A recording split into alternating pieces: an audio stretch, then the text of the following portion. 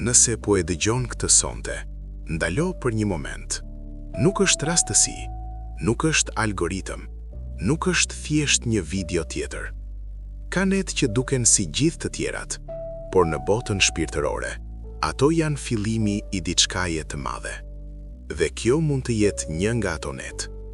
Ti ke kaluar ditë të vështira, ke heshtur, ke pritur, ke pyetur veten nëse Zoti po të dëgjon. Por sonte, diçka po lëviz, edhe nëse nuk e sheh, edhe nëse nuk e ndjen ende. Sepse para çdo ndryshimi të madh, vjen një natë si kjo. Mos e anashkalo këtë moment. Ti ndoshta mendon se asgjë nuk po ndryshon, se gjithçka është njësoj, të njëjtat probleme, të njëjtat shqetësime, e njëjta pritje. Por ajo që nuk sheh, është se Zoti shpesh punon në heshtje. Fara nuk shpërthen mbi tokë brenda natës. Ajo rritet fillimisht nën tokë, e padukshme. Dhe ndoshta kjo është faza ku je tani, në heshtje, në përgatitje, në një proces që nuk duket, por po ndërton diçka më të madhe se sa imagjinon. Sonte nuk është fundi i pritjes. Mund të jetë fundi i përgatitjes. A e ke pyetur veten pse gjithçka u bë më e rëndë kohët e fundit? Pse njerëz që i besoje u larguan? Pse disa dyer u mbyllën papritur? Pse u ndjeve i lodhur pa arsye? Ndoshta nuk ishte rastësi. Sepse para çdo ngritjeje të madhe, ka një pastrim. Zoti nuk po të ndëshkonte. Ai po të përgatiste. Ai po largonte njerëz që nuk mund të hynin në fazën e re të jetës tënde. Po mbyllte dyer që do të mbanin të vogël. Dhe ajo lodhje që ndjeve, ishte tranzicion. Ka net që kalojnë si hije, dhe ka net që ndajnë jetën në para dhe pas. Sonte mund të jetë një prej tyre. Jo sepse diçka do të bjerë nga qielli i papritur, por sepse diçka ka arritur pjekurinë në botën shpirtërore. Ka një kohë për të pritur, ka një kohë për të u sprovuar, dhe ka një kohë për të hyrë në fazën e re. Ndoshta ti ke menduar se gjithçka po vonohej, por në realitet, gjithçka po sinkronizohej. Dhe kur koha e Zotit përputhet me përgatitjen tënde, ndryshimi bëhet i pandalshëm. Mos prit që ndryshimi të vijë me zhurmë. Shpesh ai fillon me gjëra të vogla, një telefonat që nuk e prisje, një ide që të vjen papritur, një derë që hapet aty ku gjithmonë ishte e mbyllur. Do të fillosh të ndjesh një qetësi të çuditshme, edhe pse rrethanat nuk kanë ndryshuar ende, sepse kur Zoti fillon të veprojë, ai ndryshon së pari brendësinë tënde. Frika fillon të zbehet, pasiguria humbet forcën, dhe ti e kupton se diçka ka filluar. Kur një sezon mbaron, jo të gjithë mund të hyjnë në tjetrin. Mos u habis nëse disa njerëz fillojnë të distancohen. Mos u tremb nëse disa lidhje ftohen papritur. Nuk është gjithmonë konflikt. Nuk është gjithmonë tradhti. Ndonjëherë është thjesht përfundim misioni. Ka njerëz që ishin pjesë e betejës, por nuk janë pjesë e bekimit. Dhe Zoti, para se të çojë më lart, lehtëson peshën që mban mbi supe.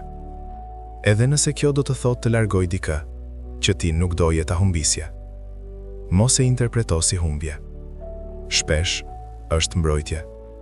Nëse ti je ende këtu, nëse nuk je dorëzuar edhe kur ishte e vështirë, kjo pjesë është për ty.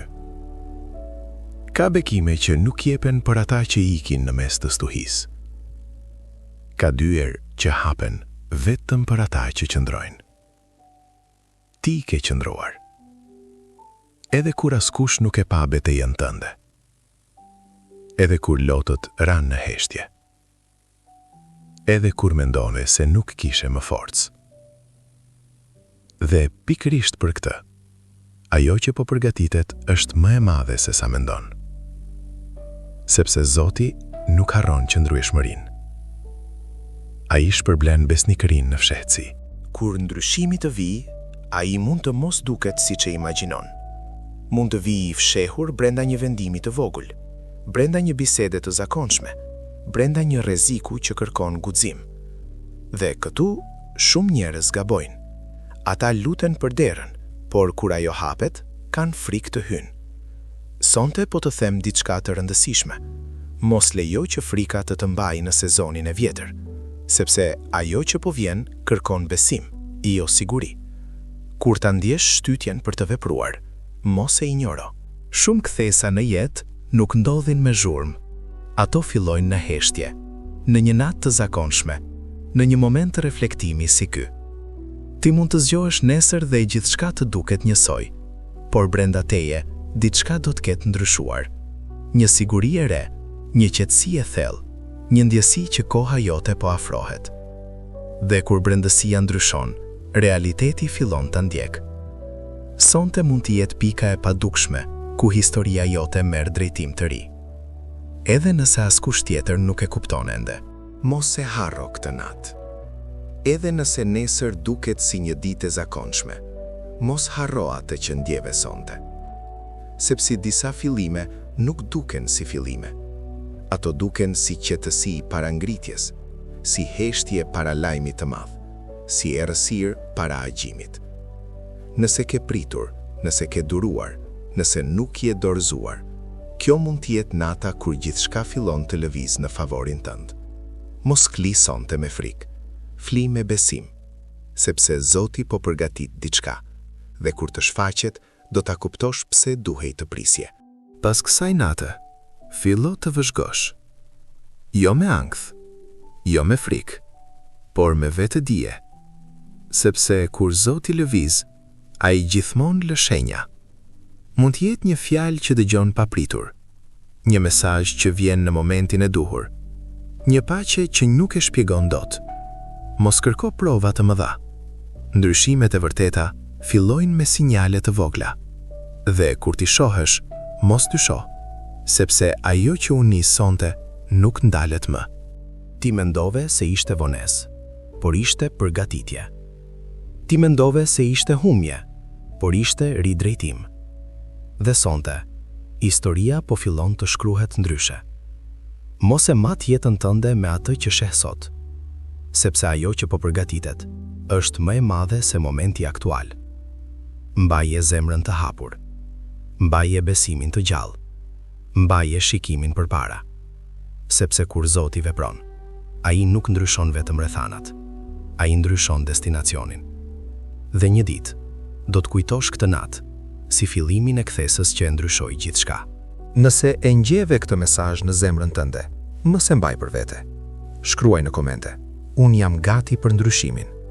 Le të jetë kjo një deklaratë besimi. Le të jetë kjo dëshmia jote para Zotit. Nëse kjo fjalë të preku, shpërndaje me dikë që ka nevojë ta dëgjojë sonte. Dhe mos harro të qëndrosh këtu, sepse ndoshta videoja tjetër do të jetë përgjigjja që ke pritur.